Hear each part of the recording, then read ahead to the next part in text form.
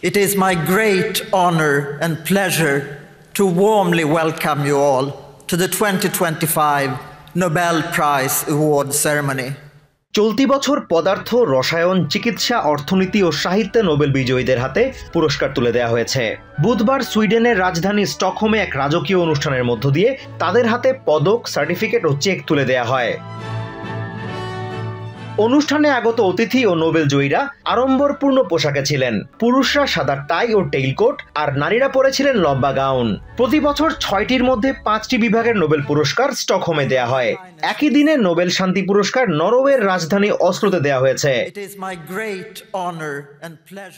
রসায়নে সাসুমু কিতাগাওয়া, Richard Robson ও Omar Yagi পুরস্কৃত হন নতুন ধরনের আণবিক স্থাপত্য উদ্ভাবনের জন্য, যা জলবায়ু পরিবর্তন ও বিশুদ্ধ পানির অভাবের মতো চ্যালেঞ্জ মোকাবিলায় সক্ষম। নোবেল কমিটি ফর কেমিস্ট্রির সদস্য ওলাফ র্যামস্ট্রম বলেন, নোবেল বিজয়ীদের অর্জন সমাজের উপর অসাধারণ প্রভাব ফেলেছে। The accomplishments of our laureates have had an enormous impact on our society. Their remarkable chemistry has enhanced our capabilities and considerably widened and deepened our knowledge and understanding. রোগ প্রতিরোধ ব্যবস্থা কিভাবে সুস্থ কোষকে রক্ষা করে সেই বিষয়ে গবেষণার জন্য চিকিৎসা বিজ্ঞানের পুরস্কার পেয়েছেন আমেরিকান বিজ্ঞানী মেরি ব্র্যাঙ্কো ও ফ্রেড রামসডেল এবং জাপানের শিমন সাকাগুচি। তাদের এই গবেষণা ভবিষ্যতে অটো ইমিউন রোগ ও ক্যান্সার চিকিৎসায় নতুন দিগন্ত খুলতে পারে। নোবেল অ্যাসেম্বলি সদস্য ওলে শ্যাম্পা তাদের অবদানের জন্য কৃতজ্ঞতা প্রকাশ করেন।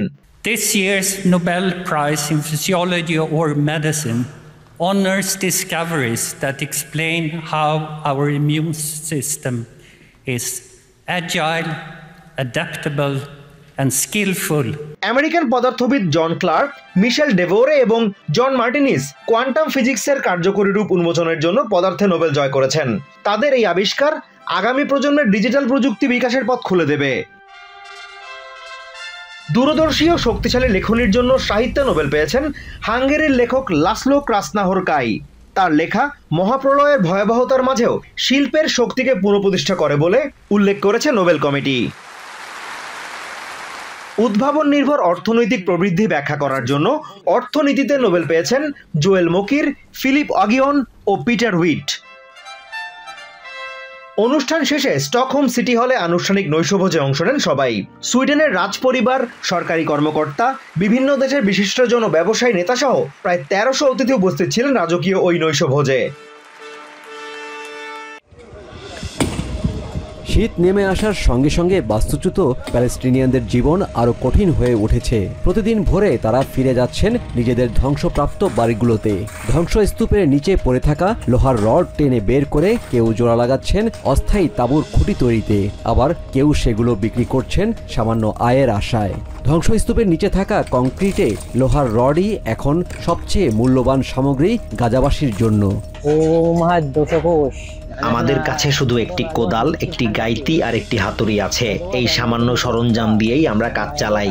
আমাদের অনেক ধরনের যন্ত্রপাতি প্রয়োজন। কোদাল, হাতুড়ি আর পিক এক্স এমন সাধারণ উপকরণ দিয়েই তারা কাজ চালাচ্ছেন ধীর গতিতে। যেসব রড একসময় বহুতল বাড়ির দেয়াল দাঁড় করিয়ে রেখেছিল, আজ সেগুলোই রাতের বৃষ্টিতে ভেজা, ঠান্ডায় কাঁপা হাজারো মানুষের তাঁবুর প্রধান ভরসা। কিন্তু বৃহস্পতিবার প্রবল বর্ষণে ব্যাপকভাবে ক্ষতিগ্রস্ত হয় খান ইউনিসের আশ্রয় শিবিরের শত শত তাঁবু। ঠান্ডায় আক্রান্ত হয়ে এক শিশুর মৃত্যুও ঘটে বলে জানায় স্থানীয় কর্মকর্তারা। চিকিৎসকরা জানান ৮ মাস বয়সী রাহাফ আবু জাজার তীব্র ঠান্ডায় মারা গেছে, কারণ তাদের তাঁবুটি পানিতে ডুবে গিয়েছিল। রাহাফের মা হেজার আবু জাজার কান্নায় ভেঙে পড়েন। তিনি জানান, ঘুমানোর আগে মেয়েকে খাইয়ে দিয়েছিলেন।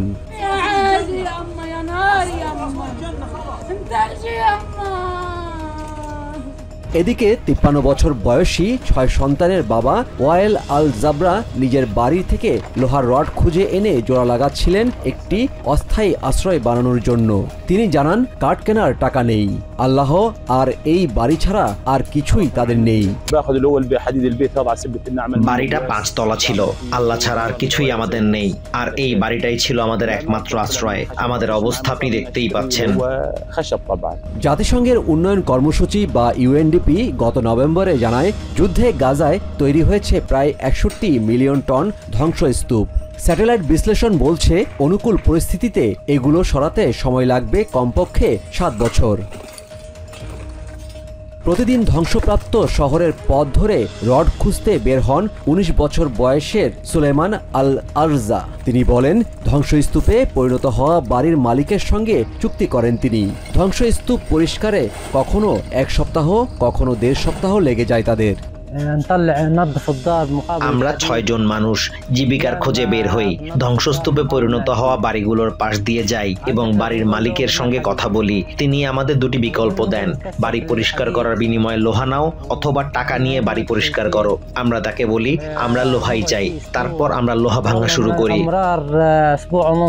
অন্যদিকে প্রেসিডেন্ট ট্রাম্প গাজা পুনর্গঠন ও উন্নয়ন পরিকল্পনার প্রতিশ্রুতি দিলেও যুদ্ধ পরবর্তী গাজাবাসীর বাস্তবতায় ভবিষ্যতের পরিকল্পনা এখন তাদের কাছে বিলাসিতা। ২৯ বছরের হাইথাম আরাভিয়া বলেন, খাবার, পানি আর খরচ চালানোর জন্যই এই কাজ করছেন তিনি, যেন কারো কাছে হাত পাততে না হয়। আমাদের এই কাজ করতে বাধ্য করেছে জীবিকা। আমাদের সন্তানদের, ঘরের নারীদের খাওয়ানোর প্রয়োজন। আমার সাথে ৫ জন রয়েছে। এই যে এগুলাই আমাদের হাত, পরিশ্রমের মাধ্যমে হালাল উপায়ে আমাদের খাবার জোগাড় করি, যাতে কারো কাছে হাত পাততে না হয়।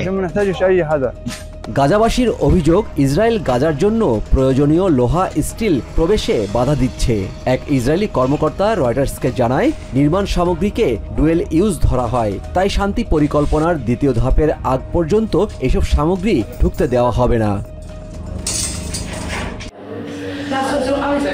আফ্রিকান, ক্যারিবিয়ান এবং এশিয়ান বংশোদ্ভূত মানুষেরা তাদের ভারী হাড়ের কারণে পানিতে ভেসে থাকতে পারেন না। দীর্ঘদিন ধরে বিরাজমান এই ধারণাকে ভুল প্রমাণ করেছেন ব্রিটেনের একদল গবেষক।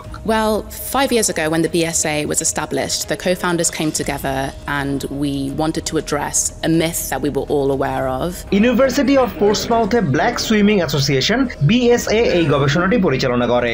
গবেষণায় দেখা গেছে, সঠিক নির্দেশনা অনুসরণ করে এতে অংশ নেওয়া 93% মানুষ 2 মিনিট সফলভাবে পানিতে ভেসে থাকতে পেরেছেন।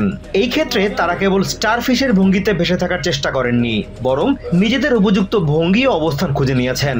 Floating is unique and bespoke to everybody depending on their unique body composition. গবেষকরা অংশগ্রহণকারীদের শারীরিক গঠন বিশ্লেষণের পাশাপাশি পানিতে ভেসে থাকতে যেসব কৌশল ব্যবহার করা হয়েছে সেগুলোও পরীক্ষা করেছেন। ফলাফলে দেখা গেছে, হাড়ের ঘনত্ব নয়, বরং শরীরের চর্বির পরিমাণ ভেসে থাকার ক্ষেত্রে ভূমিকা রাখে, যদিও এটি একমাত্র নির্ধারক নয়। But we've proven with this research that even individuals with higher bone mineral density are able to float successfully in water. BSA আশা করছে এই গবেষণা কৃষ্ণাঙ্গ ও এশিয়ানদের মধ্যে সাঁতারের প্রতি আগ্রহ তৈরি করবে এবং আরও মানুষকে ভেসে থাকার কৌশল শিখতে উৎসাহিত করবে। প্রতি বছর ব্রিটেনে 4 শতাধিক মানুষ পানিতে ডুবে মারা যায়। Royal national lifeboat institution RNLI পানিতে ডুবে মৃত্যুর ঘটনা কমাতে চায়। এই ক্ষেত্রে ভেসে থাকার জন্য মানুষকে ভয় কাটিয়ে পানিতে নামতে উদ্বুদ্ধ করার উপর গুরুত্ব দিচ্ছে সংস্থাটি।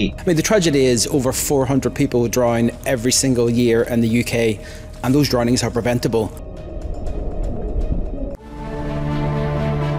ইউক্রেন রাশিয়া চলমান সংঘাতের মাঝেই ইউক্রেনকে নিজেদের জোটভুক্ত করতে প্রযুক্তিগত প্রস্তুতি নেওয়া অব্যাহত রেখেছে ইউরোপিয়ান ইউনিয়ন। তবে হাঙ্গেরি এখনও এই বিষয়ে আলোচনা শুরু করতে অস্বীকৃতি জানিয়ে আসছে। বৃহস্পতিবার ইউক্রেনের লাভিভ শহরে এক গোলটেবিল বৈঠকের পর সাংবাদিকদের এসব কথা জানিয়েছেন ইইউর একটি প্রতিনিধি দল। ডেনমার্কের ইউরোপ বিষয়ক মন্ত্রী ম্যারি বিয়ের জানান, যদিও হাঙ্গেরির বাধার কারণে আনুষ্ঠানিকভাবে ইউক্রেনকে জোটভুক্ত করার প্রথম ধাপের আলোচনা শুরু করা যাচ্ছে না, তবে তারা এই সময়টা নষ্ট না করে প্রযুক্তিগত বিষয়গুলো এগিয়ে রাখছেন।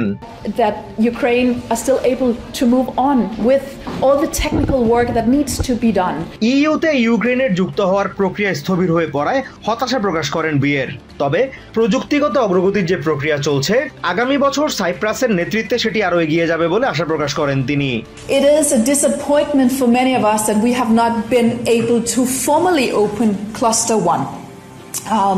But I am very proud that we have now managed with a more technical approach, front-loading. এদিকে ইইউর এনলার্জমেন্ট কমিশনার মার্তা কোস জোর দিয়ে বলেন, ইউক্রেনের ইইউতে যোগ দেওয়ার সম্ভাবনা স্পষ্ট।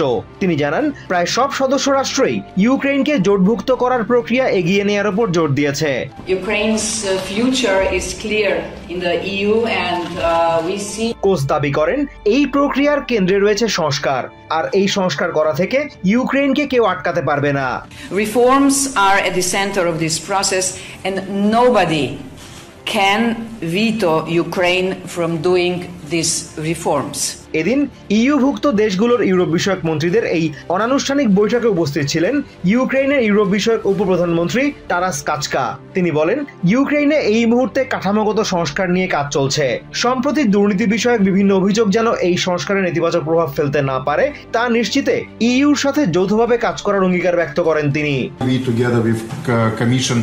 Consolidated those measures in the roadmaps that are essential here and now to ensure that we are adherent to these reforms. কাচকা জানান, কিভ ইউরোপিয়ান কমিশনের সাথে সংস্কারের জন্য 10 দফা সংবলিত একটি কর্মপরিকল্পনার বিষয়ে একমত হয়েছে। নিউ ইয়র্ক থেকে সম্প্রচারিত TVN 24 টেলিভিশন বিশ্বজুড়ে বাঙালির কণ্ঠস্বর।